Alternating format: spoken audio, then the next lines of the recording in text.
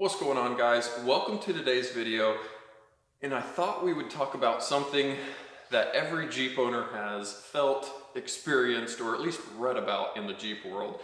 And since it's 1 degree outside with a wind chill of about -20, we're going to keep this one in the garage. Now, what we're talking about is death wobble, and if you've never experienced it, great, you're awesome, but you've at least read about it or heard about it. That is when you're driving down the road, you hit a bump or expansion joint, something that upsets the vehicle, the front axle starts moving side to side, you get a shake in your steering wheel, it's very violent, and it will happen until you slow down, get under a certain speed, somewhere kind of 40 miles an hour or so, the vehicle stabilizes and you're able to speed back up. Also, guys, let me know down in the comment section real quick, have you had death wobble? Have you not had death wobble? What vehicle was it on? Just so we can kind of get a little poll here on what vehicles have death wobble. Obviously a lot of solid axle vehicles, but it'll be interesting to kind of scroll through, take a look and see what we've got issues with. Now, typically this happens after you've modified your vehicle suspension, lifted it, done something, but we do see it from time to time on completely stock vehicles. The new JL Wranglers have had kind of a battle with it with the steering dampener recalls, and there's a lot of Ford trucks, 3/4 tons and 1 tons with the solid axles that will have the issue.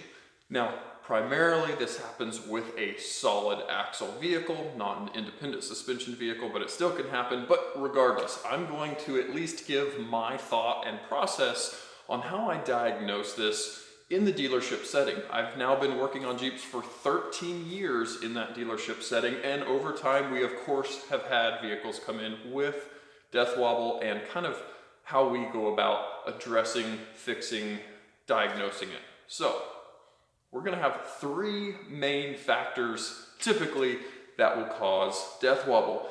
First big thing is tires. The second thing, suspension condition, wear, play, movement, and third is going to be alignment. Now, when I talk about tires, we've got 2 big issues with tires that will cause death wobble. Tire out of balance. That is the big main issue that I see when one comes into the dealership. Now, you could have just had the tires balanced, you could have just had new tires put on, and if a shop that mounted and balanced those tires has a machine that's out of calibration, or they only static balance the tires, or whatever, if they're drastically out of balance, that is going to be one of those issues that starts or causes that death wobble. So what I like to do is, first and foremost, take a look at that tire. There is another tire issue called a slipped belt. If a tire has a slipped belt, it's going to have a big bulge in it. I'll try to throw a picture in here. Obviously, it'll maybe an exaggerated photo, but I'll try to find one showing a slipped belt. So the first thing I like to do when I am looking at tires on a vehicle for a vibration or a death wobble issue is checking for a slipped belt. Now, we've got one of the mud trains here off of the Grand Cherokee, and you're going to want to run your hand or look at the profile of the tire. If you find a slip belt, you're going to have a big bulge somewhere, whether it be inside or outside or the middle, but you're running your hand along that tire, feeling for a big bulge or something that is uneven, a big uneven wear area that's going to show you that you've got some of those inner belts of the tire slipped, causing that tire construction to be compromised, which is going to tell you you've got a bad tire. Now, once you've looked over all 4 of those tires, you're sure there's no slipped belts, big bulges, any weird issues with those tires, we're going to need to check the balance of those tires.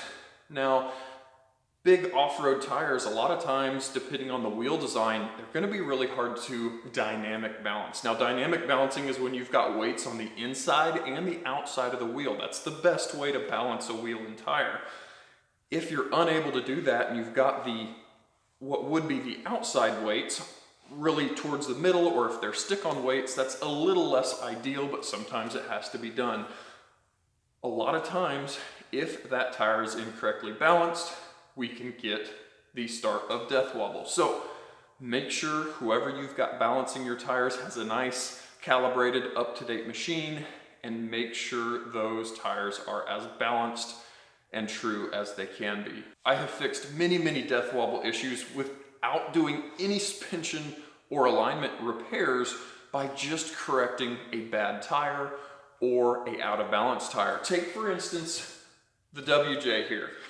On my street set of wheels and tires with a nice all-terrain tire, I have no issues with death wobble going down the road. The last time we went out off-roading, I put the mud terrains on. I had no issues on the way there, but the way home, I ran into some death wobble a couple of times, and with no other change other than bolting the street tires back on, the death wobble was completely eliminated. Now those mud terrains, they are beat up, they're a little bit older, they are balanced, but who knows, I may have knocked a few weights off of them while we were out playing in the rocks. So that would kind of explain how I'm able to bolt on death wobble and then bolt it back off when I put the factory or the street tires back on. Now the big second cause for death wobble in most cases is loose or worn steering and suspension. And that's a little bit harder to check or investigate. But up on the lift, up at work, I'm able to, feel. You can jack up the front axle of that vehicle, get the front tires off the ground, and feel for any side-to-side play in the tie rod ends or your steering linkage. Now we'll do another test here where we have the vehicle on the ground, and we'll need a second person up in the vehicle turning that steering wheel back and forth.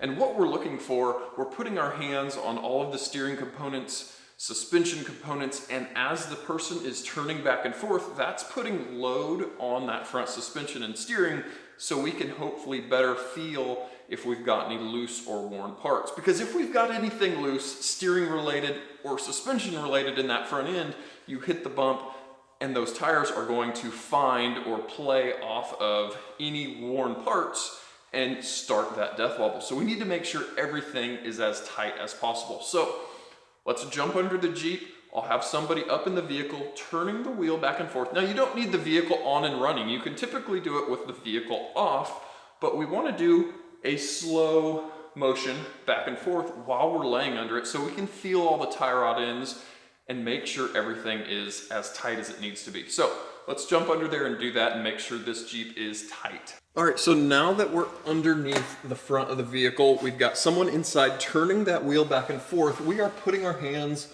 on the tie rod ends, on the pitman arm end. We're feeling the track bar, every end or joint that we can, and we're feeling for any motion up and down. If we've got any play, motion, we feel it moving around, we know that we've got play or we've got a joint worn. So after doing this, we can say, hey, we've got, this tie rod end moving around. We need to replace that before we proceed forward. So now that we've been under the vehicle, checked those tie rod ends, the track bar, the drag link, everything for looseness, and either verified, yes, everything's tight, or no, we've got play in, the outer tie rod, we obviously need to get those parts and pieces replaced. But one thing that you can't really check in that test is the steering dampener. Now, a lot of people will tell you the steering dampener is just a band-aid for other suspension issues. And that is probably completely correct, but having a good working steering dampener with some good force in it will definitely help, or at least prevent the, feeling in that steering wheel. So it's good to have one that works on the vehicle if you're going to be driving around with one. Now, really the only way to test or check one is unfortunately to unbolt it. Once you've got that unbolted, you want to make sure that it is stiff in and out. You want to make sure there's no big air pocket in the fluid that you feel move. I have taken these off that are completely dry, that have no fluid left in them, that are just completely empty, they do nothing. So it's obviously leaked out a long time ago, and all that fluid or oil is off of the steering dampener. So just because it's dry doesn't mean it hasn't leaked the fluid out. So unbolt one end of it, leave the other end on the vehicle, and work that steering dampener all the way from one end to the other. If you feel a big loose spot, or if it's completely loose, you know you need to throw a new one on. Now the big third and final thing is wheel alignment. Now this is again something that unless you have access to an alignment rack, you're not going to be able to check yourself. So hopefully you've got a good shop, dealership, something locally to you that will work with you on your lifted vehicle, lifted Jeep, whatever you're working on, to help you dial in that suspension.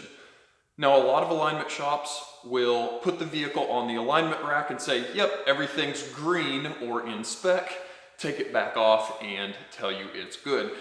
Unfortunately, you're gonna need to find somebody that can work with you, that you can talk to and say, hey, I wanna get more caster in that vehicle suspension. Now, caster is the angle of the front axle as it leans forward, or the top of the axle leans backward, the bottom leans forward. This adds positive caster, and you want more positive caster as you lift a solid axle vehicle. Typically with the suspension geometry, you're going to lose caster. You're going to get towards zero or negative, which is bad. That is going to kind of work like a shopping cart wheel where you see them bouncing back and forth. You want positive caster. So there's only a few ways to add positive caster.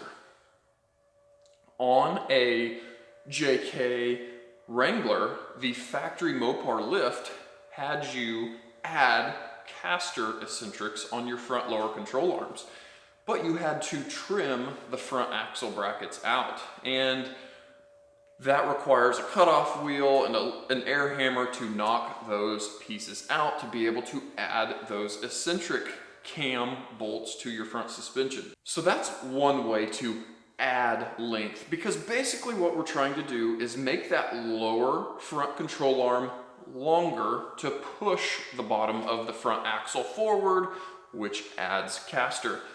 Now what I've done on this WJ is add adjustable aftermarket lower control arms. What I can do with that is break the big jam nut loose and spin one end of that control arm to lengthen the control arm. Unfortunately though, you're gonna need that alignment rack.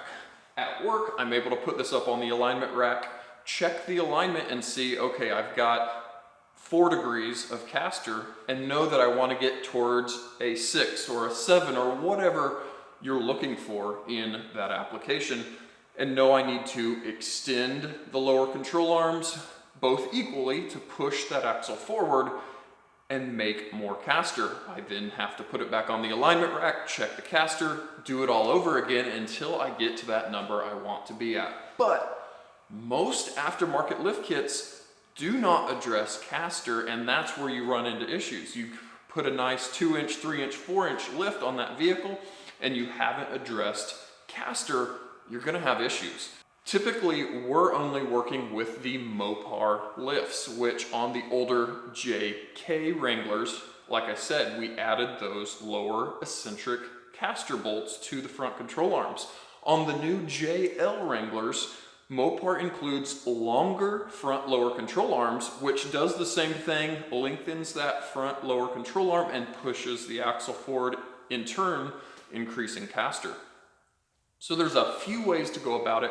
One of the buddies with his WJ wanted to keep the factory lower control arms, so we notched the lower control arm mounts on the axle to basically do the same thing that the JK Wranglers would do, which is pushing that axle forward but retaining those factory control arms. We tightened his bolt back down really tightly, and he's had no issues with doing that and was out $0, didn't need to buy new lower control arms like I did on this. So there's multiple ways to go about it, but unfortunately you're gonna have to take it into a shop, dealership, something for that alignment, and hopefully have a cool technician or dealership work with you and hopefully get that vehicle dialed in. So guys, hopefully with these big main 3 causes of death wobble, you'll be able to dial in, or at least better diagnose your vehicle and get it straightened out. And again, thanks for watching, and we'll catch you guys next time.